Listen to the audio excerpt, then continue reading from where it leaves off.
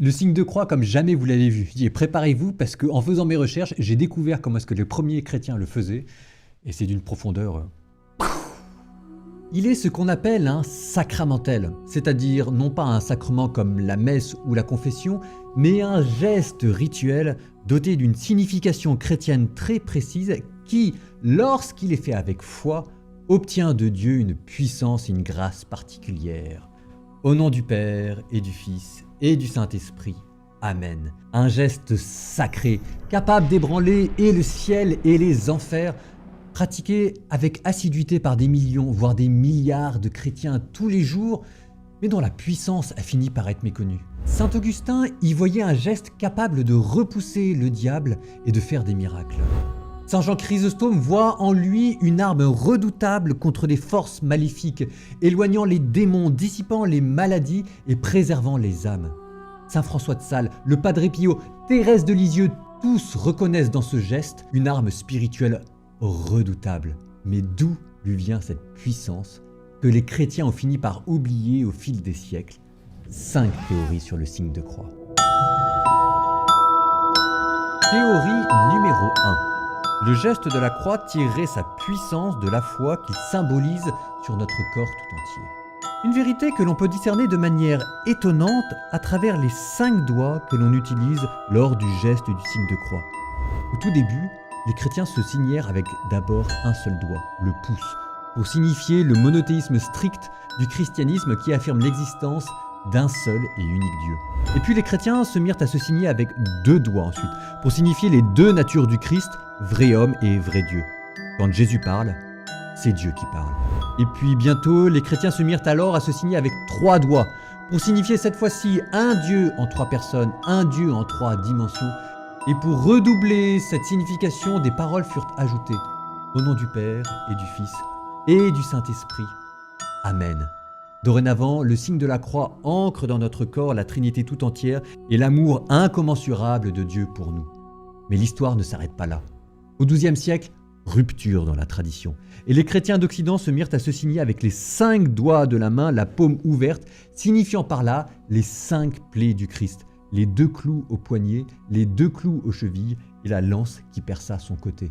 Et dorénavant, quand la personne fait son signe de croix, c'est Jésus qui meurt pour elle. Et c'est là qu'on arrive à la théorie numéro 2. Théorie numéro 2. Le geste de la croix tirerait sa puissance de Jésus lui-même.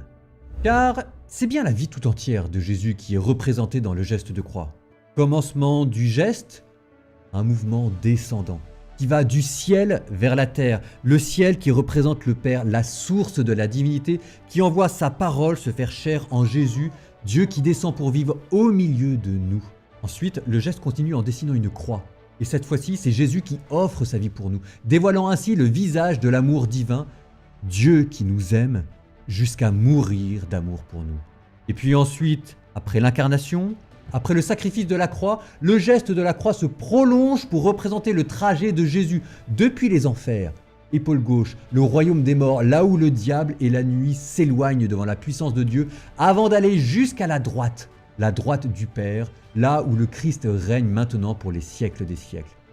Et c'est ainsi que nous terminons ce geste en disant « Amen », un mot hébreu qui signifie « Je crois ». Théorie numéro 3.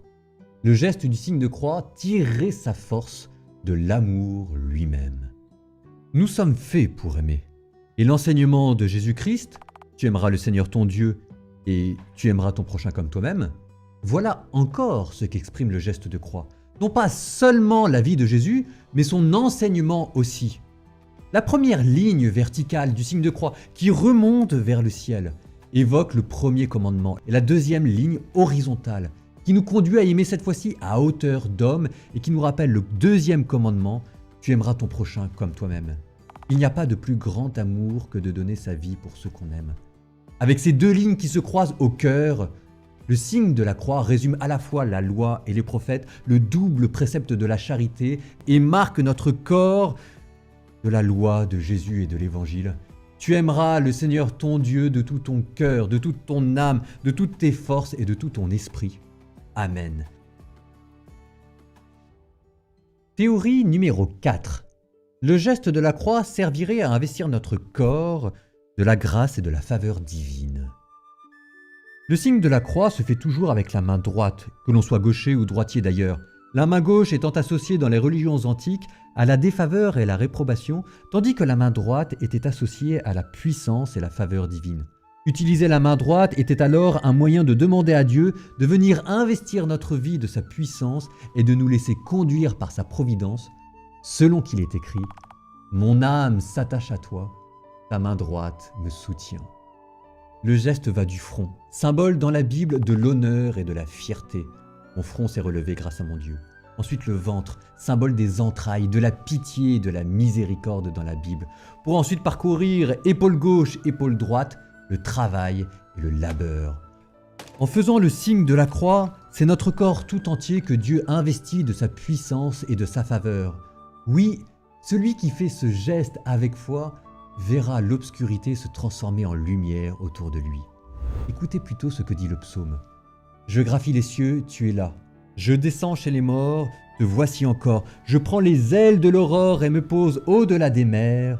Même là, ta main me saisit, ta main droite me conduit. J'avais dit, les ténèbres m'écrasent, mais la nuit devient lumière autour de moi. » Théorie numéro 5. Le geste de croix lierait notre corps à l'éternité divine et à la maîtrise de Dieu sur l'histoire. Il nous connecte au passé, en nous rappelant le sacrifice de Jésus mort sur la croix il y a 2000 ans, un événement qui demeure présent dans notre tête et dans notre cœur. Mais au présent, ce geste nous rappelle aussi notre suite du Christ. Celui qui veut devenir mon disciple, a dit Jésus, qu'il se renonce lui-même, qu'il prenne sa croix et qu'il me suive. Et au futur, il oriente notre regard vers la fin des temps. Car le signe de la croix anticipe le retour glorieux du Christ, lorsque Jésus reviendra et que le signe du Fils de l'homme paraîtra dans les nuées. Alors toutes les tribus de la terre se lamenteront, et elles verront le Fils de l'homme venir dans les nuées du ciel avec grande puissance et grande gloire. Et alors ce sera la fin. Et le geste devient préfiguration de cette fin, évoquant le jour où, comme le décrit l'Apocalypse, du ciel, un ange viendra marquer les fidèles au front d'un tau, une lettre grecque en forme de croix, annonçant la venue de Jésus pour les siècles des siècles et le royaume éternel. Le signe de la croix qui fait parcourir le passé, le présent, le futur, qui évoque la Trinité, qui nous fait parcourir la vie du Christ et nous rappelle ses commandements, voilà la puissance du signe de croix. Alors maintenant, tu le sauras. La prochaine fois que tu accompliras ce geste, lui qui peut chasser les démons, qui peut obtenir la grâce de Dieu et faire des miracles, si tu le fais dans la foi et la charité. Alors, au nom du Père et du Fils et du Saint-Esprit, Amen. L'amour vaincra.